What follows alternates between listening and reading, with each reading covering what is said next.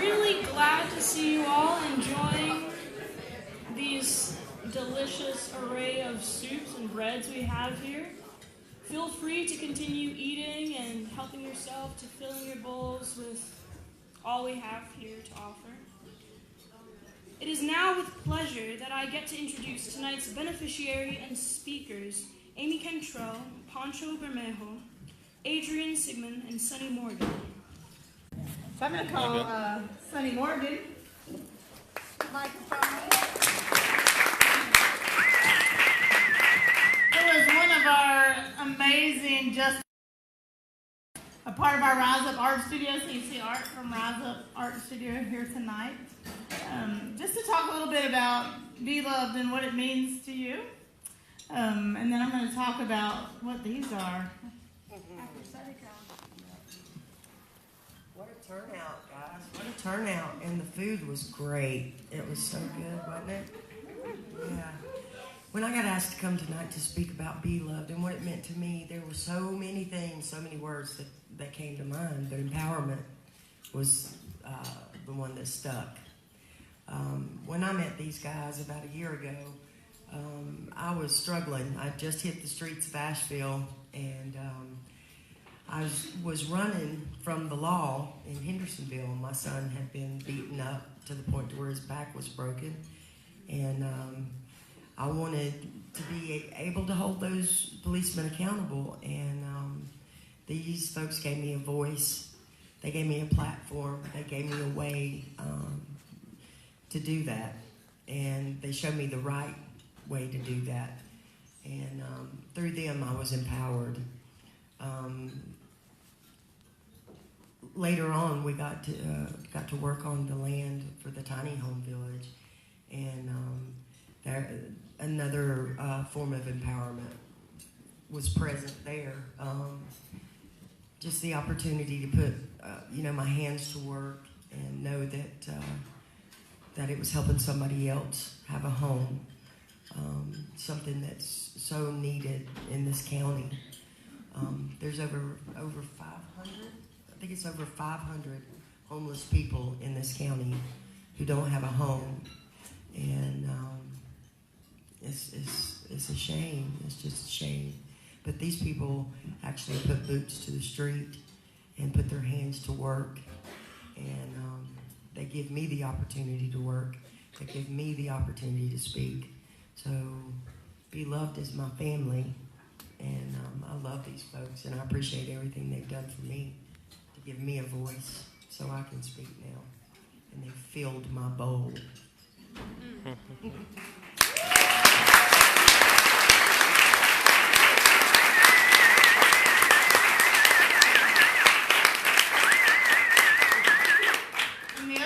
This humble woman did not say to you is that she's a part of our street medic team. It's the first formerly homeless street medic team in the nation. And what she did not say to you is that last week she saved a man's life who was experiencing hypothermia, and they said would have surely died if she had not intervened. Using her training, we train weekly with EMTs, registered nurses, and herbalists. And that team is out to make sure that folks don't die on the streets. That's our goal, and Sunni did that. So would you honor her hard work?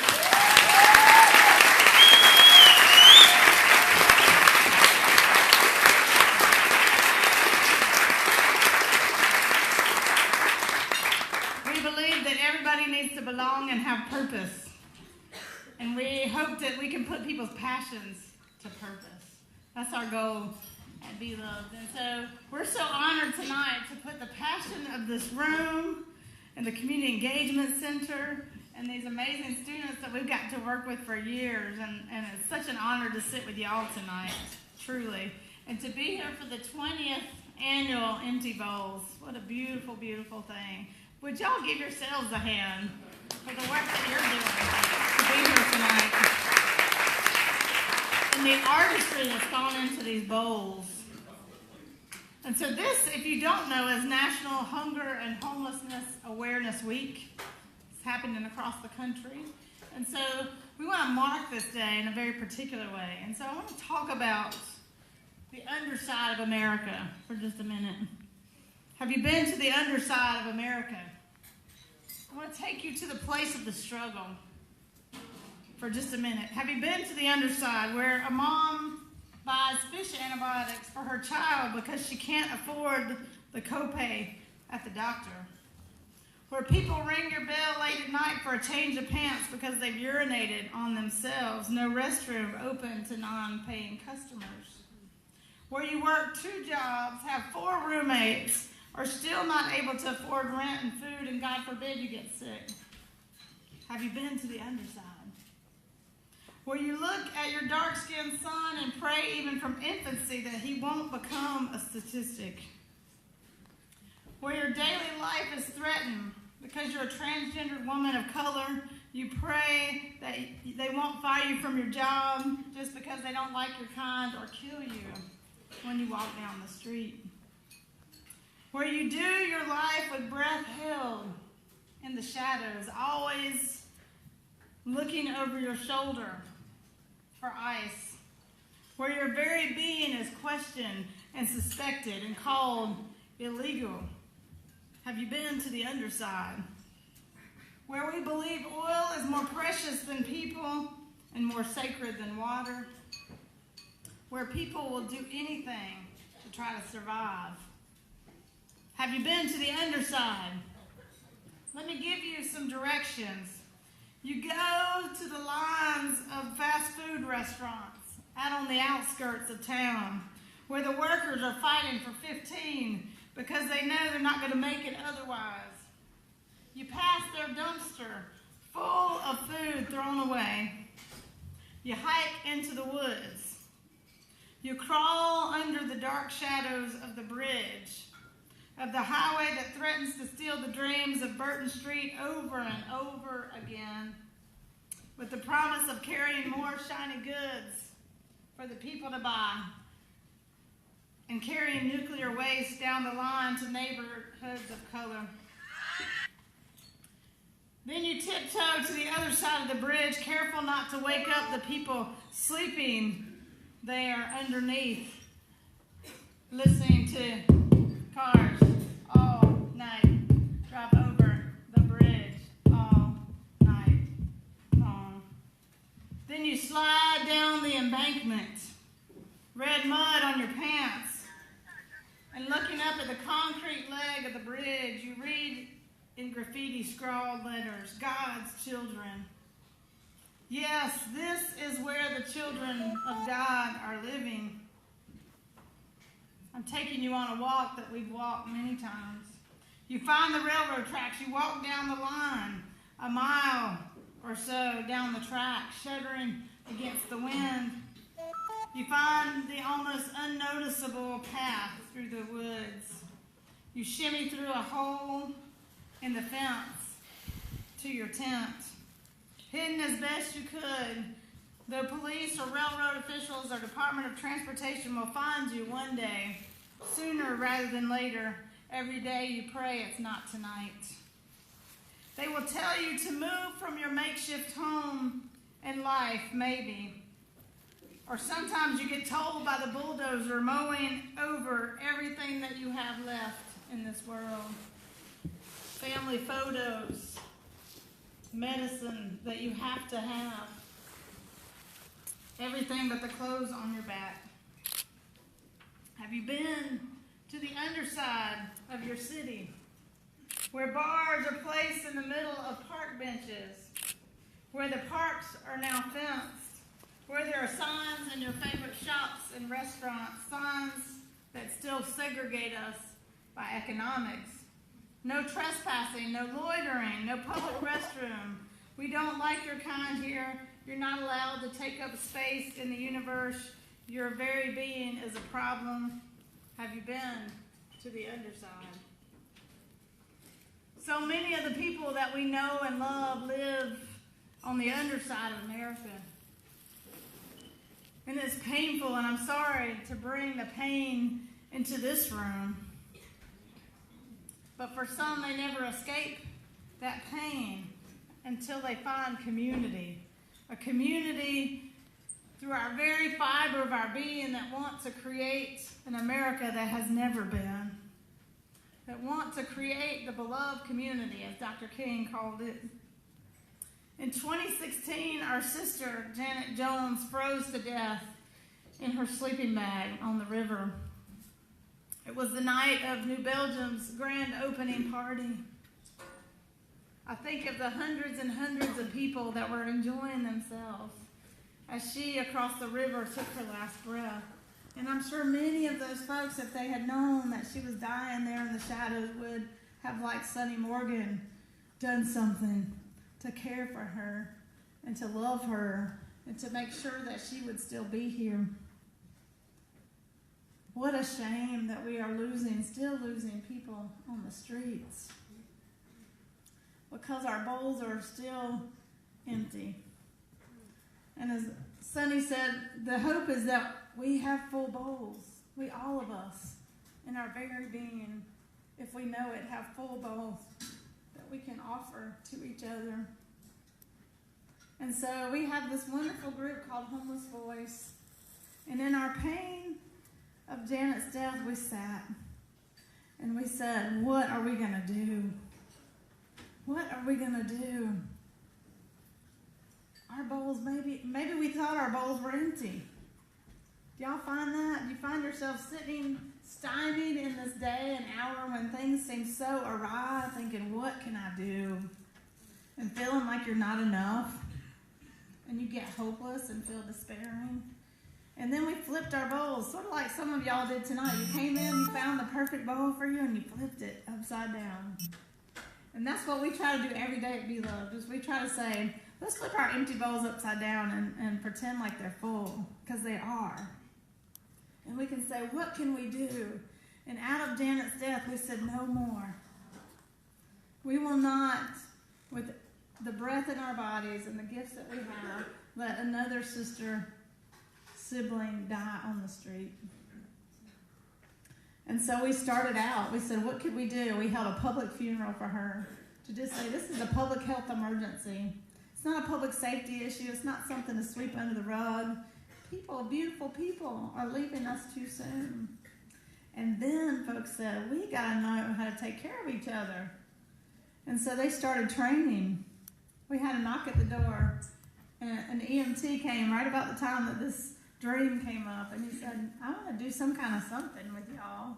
And we said, oh my goodness, we've been dreaming of a street medic team, and we started training in February of 2017. And then we started sitting and thinking, we know how to build things. We know how to work hard. We know something about community. What if we could build our own housing? Because we sure can't afford this affordable housing that they're building. And we started dreaming. And you know, one of the first phone calls that we made was to Warren Wilson College, to the Civic Engagement Office. And we said, y'all about the craziest people that we know other than us. Will y'all do this? Will you dream this dream with us? Right? Will you dream this dream? And so we said, we're going to spend a year quietly studying on the question, how do we build deeply affordable housing in Asheville? And as we kept dreaming and studying, we said, can we make it sustainable? And can we make it community-oriented?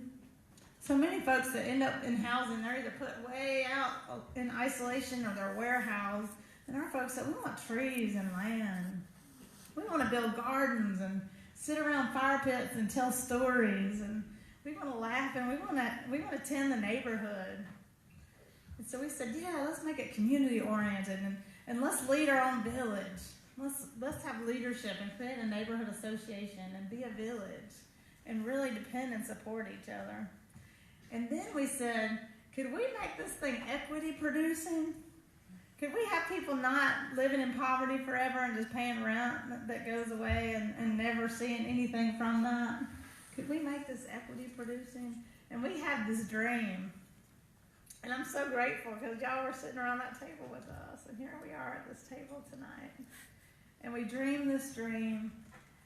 And lo and behold, we put out a little video at the end, December the 28th of 2017. We said, we think we're the people. We think we can do this.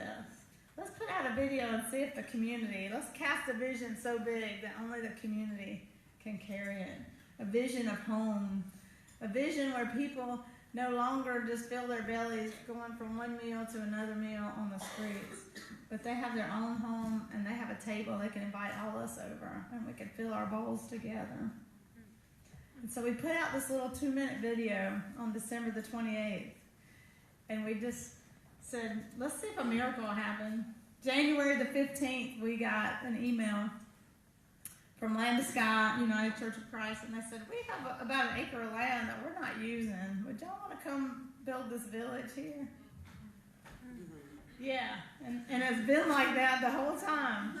And then we had the civil engineering design firm, CDC, Civil Design Concepts, join us and work on a site plan with us. And we had volunteers, Black Rock Survey, to do a land survey. And I call this, y'all will laugh, I call this my paper bag project. Because we in no way, like if we were to build this thing, we in no way have the funds in that way. We're a tiny community that just believes in people, power, and love. So I always have my paper bag near me. And they say, Amy, grading is going to cost $60,000 to $80,000. I'm like, let me give them back. I kept saying, people are dying. We've got to do something. So we have this little farmer's market we do for elders every week because we believe elders should be able to have produce, real good food, the best, healthiest food on the planet. And there's a wonderful man named Reverend Clay Heck, who I believe is a member of this wonderful Warren Wilson Presbyterian. He's one of our volunteers. He said, tell me about this tiny house village I've been hearing some stuff about. So I told him my paper bag story. He called me that afternoon. He said, my son Clay is a grader. And he said, I've talked to him, and here's his phone number. And this is how this project has gone on and on. And so then, just a few weeks ago, a wonderful group of folks called Wilson Architects came on board. And I'm super delighted tonight to give the big reveal. These have never been seen by anybody, but just a few of us. We got them this morning. And I'm so happy that y'all are going to be the first ones to see this, because y'all are the first ones to jump on board of this dream.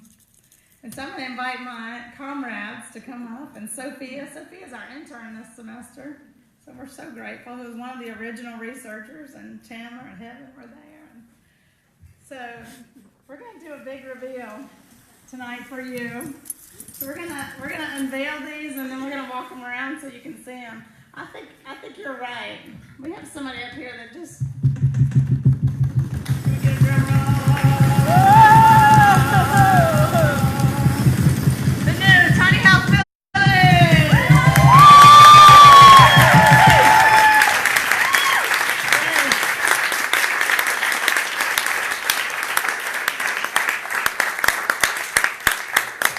So imagine, I don't know if you can see this, but we're gonna walk it around. This is a picture from Spiritex downtown last winter, and you'll see the mannequins that are in very warm clothes and in a nice heated space, and they're overlooking two of our friends who were asleep on the street. So imagine going from this to this, and this is what we believe we can do, is build deeply affordable housing that has dignity. I'm going to let Sunni walk this one around. And then this is the neighborhood. So we're going to build a dozen in our first group, a dozen tiny house neighborhood here. And maybe I'll let Adrian walk this one around if you don't mind. And then you can see some of the beautiful pictures that are coming about. So we're just going to walk these around the room. But a dozen 22 by 22 houses. They'll have their own kitchens and bathrooms, one bedroom, a beautiful living room, and a nice porch. And our villagers are going to create all the other amenities. They're going to come together in a facilitated process to create all the other things that they want to make this community oriented. Laundry space and gardens and fire pits and all the things, some trails that we can bring to the neighborhood to get to the bus stop.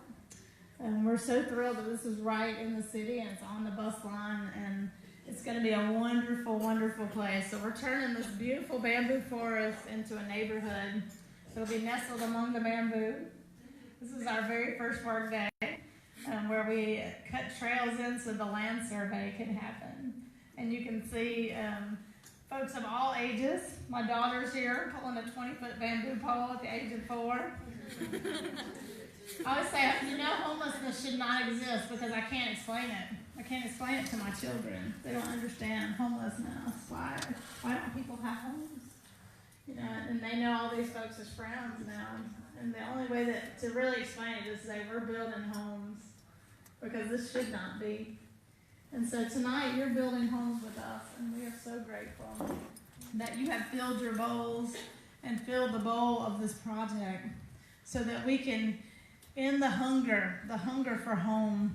So I wonder, as we sort of close tonight, and Heaven, you may have a close, I'm not sure, but I wonder if you would just take 30 seconds to talk to your neighbor about what does home mean to you. So home, I have one child that as soon as she comes home, she wants, anything extra clothing-wise is off. She wants to be free, and that's what home means to her. She feels free when she's at home. I don't know what home means to you, but we don't want to talk about housing. We want to talk about what does it mean to come home, because we want to bring people home. And we want for this to be a model that we're going to keep replicating. It's a model of housing for folks that make about $800 in income or less. This is what we need in Asheville, in our community. We're about 5,000 affordable units shy of what we need right now. We have 500, as Sunni says, folks on the streets on any given night, and 700 children. We believe that we can end homelessness together, and we believe we can do it with dignity and with permanent housing that feels community-oriented and sustainable and offers equity and hope. And so if you'll turn to your neighbor as Heaven's coming and just say, what does home mean to you? And thank you again so much for your support. We have a brand new community center. We'll hope you come check out and join us in this journey. Become a monthly sustainer, become a monthly volunteer. We'd love to have you. Thanks again so much. What does home mean?